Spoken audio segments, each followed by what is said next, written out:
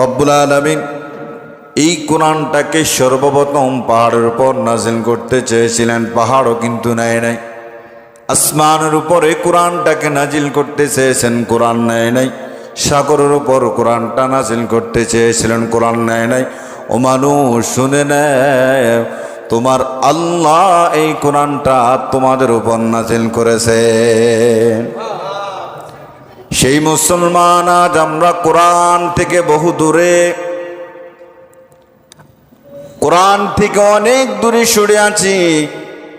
সর্বপ্রথম যে বার্তা আল্লাহ তাআলা নাযিল করেছেন সেটা ছিল ইকরা, আগে আপনি পড়ুন।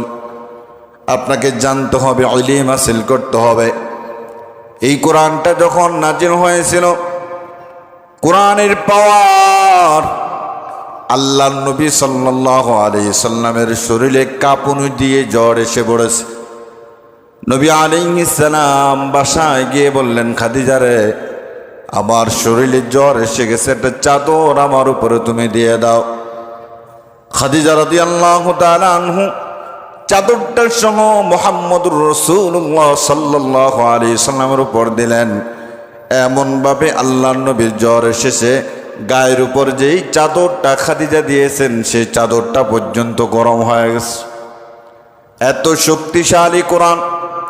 এই কোরআনটা আল্লাহ তাআলা মানুষের উপর নাজিল করে দিয়ে আল্লাহ রাব্বুল আলামিন প্রথমে বলেছেন, ইকরা বিসমি রাব্বিকাল্লাযী